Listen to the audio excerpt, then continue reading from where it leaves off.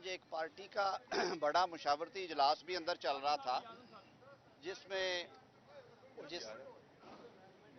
انہیں کر لینے میرے خیال میں یہ آپ لائیو آ رہے ہیں آپ شروع کریں آپ کنٹینیو کریں جی. آج ایک پارٹی کا بڑا مشاورتی اجلاس بھی اندر جاری تھا جس میں پارٹی کی سینئر قیادت نے قائد محترم میاں محمد نواز شریف صاحب کی سربراہی میں کافی ایک تفصیلی سلسلہ جاری رہا وہاں گفت و شنید کا اور انتخابات کے حوالے سے اور آئندہ لاہے عمل اور خاص طور پہ جو ایک اور صورتحال کریٹ کی جا رہی ہے انتخابی نتائج کے حوالے سے جو شکوک و شبہات پیدا کرنے کی کوشش کی جا رہی ہے تو اس پہ پہلی بات تو یہ ہے کہ یہ ہم نے تو سنا تو تھا اب دیکھ بھی رہے ہیں کہ میٹھا میٹھا کھا جائیں اور کڑوا کڑوا جو ہے اسے تھوک دیں. ساری قوم نے دیکھا کہ 8 فروری کو انتخابات کس طرح سے ہوئے, ووٹ کیسے پڑے, ووٹنگ کا پروسیس کیسا تھا اور اس کے بعد انتخابات کے جو نتائج ہیں وہ کیسے مرتب ہوئے اور پارٹیز نے کس طرح سے نشستیں حاصل کی. بہت زیادہ شور مچایا جا رہا ہے اور عدالتوں میں جانے کا کہا جا رہا ہے اور کچھ پٹیشن آئی بھی ہیں کہ جی ایک جماعت کو انتخابی نتائج پہ بہت زیادہ شکوک و شبہات ہیں اور ان کے تحفظات ہیں. بھائی اگر آپ کے تحفظات ہیں تو پھر آپ خیبر پختونخوا میں تو آپ ڈھول تاشے بجا رہے ہیں اور وکٹریاں سیلیبریٹ کر رہے ہیں, اور پنجاب میں جہاں پہ آپ کو شکست کا سامنا کرنا پڑا ہے اور جہاں پہ آپ شاید کچھ توقعات اور لے کے آئے ہیں کیونکہ آپ نے 2018 میں کسی کے کندھے پہ بیٹھ کے الیکشن لڑا تھا اور اس پروجیکٹ کے تحت آپ کو جس طرح سے سیٹیں دی گئی تھی وہ ساری چیزیں سامنے رکھتے ہوئے آپ کا خیال تھا کہ سارا کچھ ہی آپ کی جھولی میں آنا ہے, یہ فیصلہ ووٹر نے کرنا ہے. تحفظات ہمیں بھی ہیں لیکن ہم نے مینڈیٹ کو تسلیم کیا اور ہم نے یہ کہا کہ انتخاب کا جو پروسیس ہے وہ کیمرے کی آنکھ کے سامنے ہوا اور اس کے جو نتائج ہیں جو جہاں سے جس کو مینڈیٹ ملا ہے ہم اس کا احترام کرتے ہیں. آپ نے دیکھا کہ پارٹی کی سینئر قیادت میں سے بھی پنجاب کے صدر ہے رانا ثناء اللہ صاحب, خواجہ سعد رفیق صاحب پارٹی کے بڑے سینئر رکن ہیں, وہ کامیاب نہیں ہو پائے. تو اس کا یہ مطلب نہیں ہے کہ ہم پہلے ہی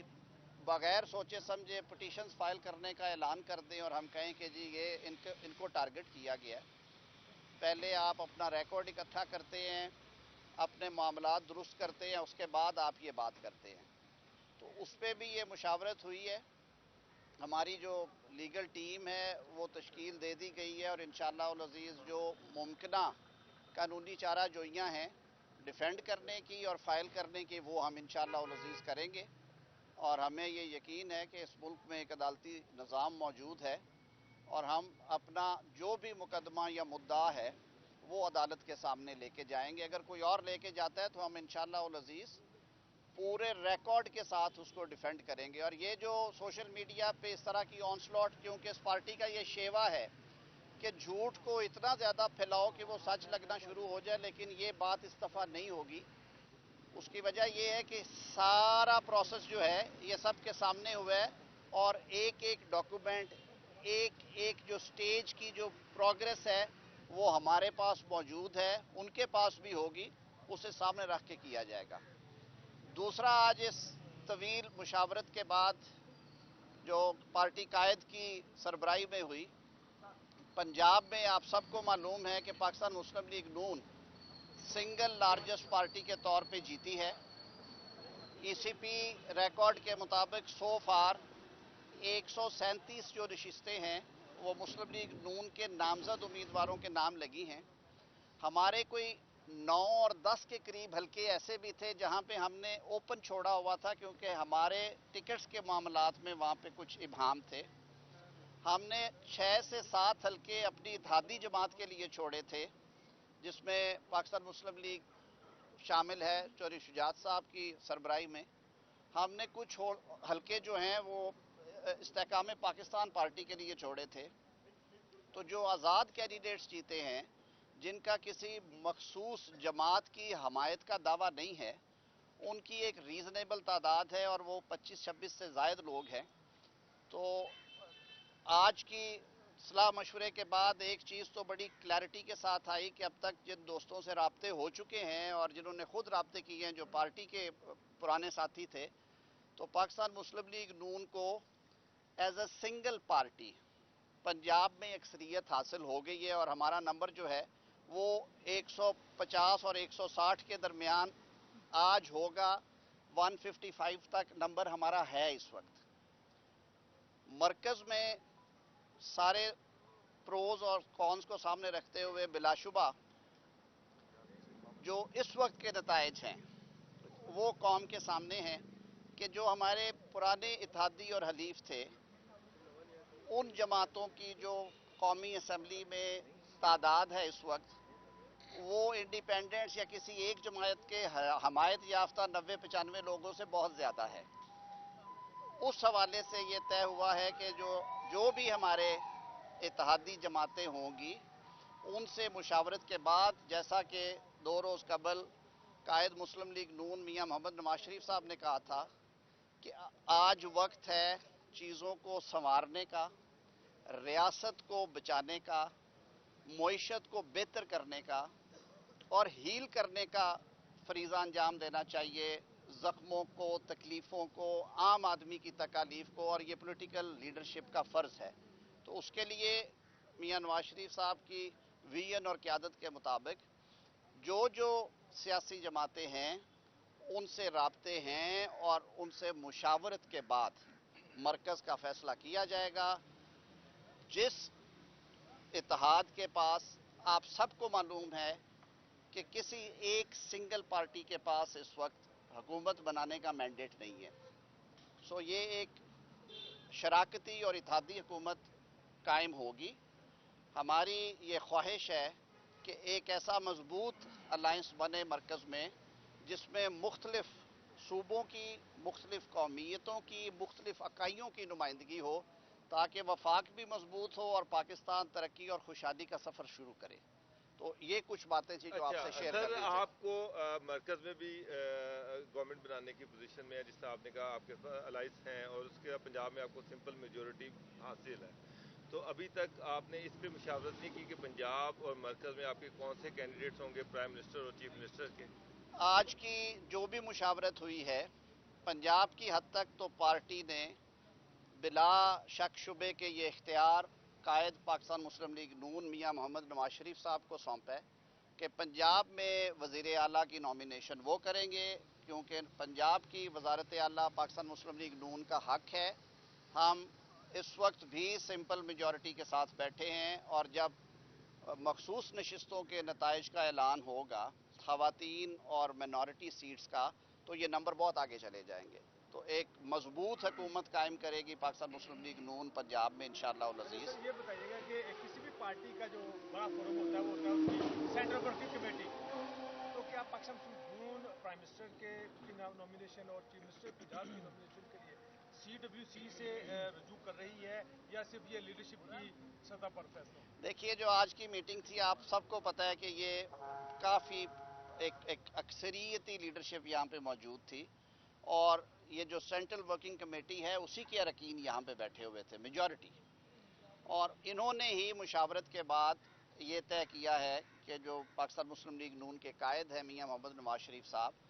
وہ مشاورت کریں گے، اختیار ان کے پاس ہے۔ اب وہ جنرل کونسل کو بلاتے ہیں، سینٹرل ورکنگ کمیٹی کو بلاتے ہیں، ایگزیکٹو کو بلاتے ہیں، یا وہ مختلف حصوں میں لوگوں کو بلا کے اس مشاورت کا حصہ، اور یہ میں آپ کو بتاؤں، میرا خود اب 5 سال سے بڑا کلوزلی ان کے ساتھ کام کر رہا ہوں۔ میاں محمد نواز شریف صاحب مشاورت کے بہت قائل ہیں، آج بھی آپ کے سامنے ہے کہ بہت لمبا سیشن ہوا ہے، تو کیا اور آئندہ کے لائحہ عمل۔ اچھا، آج MKM آپ پرائم منسٹر کی ابھی پرائم منسٹر کی سیٹ کے لیے جس دن میاں صاحب نے ووٹ کاسٹ کیا تھا تو ان کی جانب سے مخلوط حکومت کو مسترد کیا گیا تھا، ان کی کہا تھا سادی اکثریت ہونی چاہیے، تو کیا میاں صاحب جو ہیں وہ وزیر اعظم نہیں ہوں گے؟ دوسرا سوال میرا آپ کی امیدوار، دوسرا میرا سوال یہ ہے کہ MQM کی آپ سے ملاقات ہوئی ہے، خالد مقبول صدیقی صاحب کہہ رہے ہیں کہ ہماری قانون سازی، حکومت سازی کے حوالے سے کوئی بات ہی نہیں ہوئی، تو क्या बात देखिए MQM का तो एक खैर सुगाली का आज था दौरा और मुलाकात थी, उनसे भी इन मामलात पे कुछ गुफ्तगू हुई है। बाकी गुफ्तगू का दौर जो है वो एक आध रोज़ बाद होगा। जहाँ तक बात है पंजाब की, तो पंजाब में मैंने अर्ज़ किया कि ये वफाक में मैं फिर ये अर्ज़ करूँगा कि ग्राउंड रियलिटीज़ के मुताबिक फ़ैसले होते हैं। हमारी ये ख्वाहिश थी कि किसी एक जमात के पास सादा अक्सरियत हो ताकि एक मजबूत हुकूमत कायम हो और वो जिम्मेदार हो डिलीवर करने की। बाहर क्या वो नहीं हुआ। ब्लेसिंग एंड डिस्गाइज इसे कहते हैं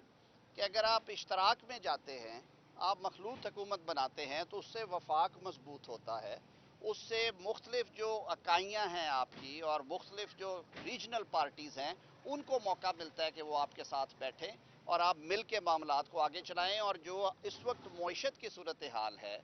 जो मुल्क में अदरवाइज सूरत हाल बनी खड़ी है, इवन अमन आमा के हवाले से भी हम ये समझते हैं कि ये पाकिस्तान के मुफाद में होगा कि अगर मुफाहमती सियासत की जाए और चीज़ों को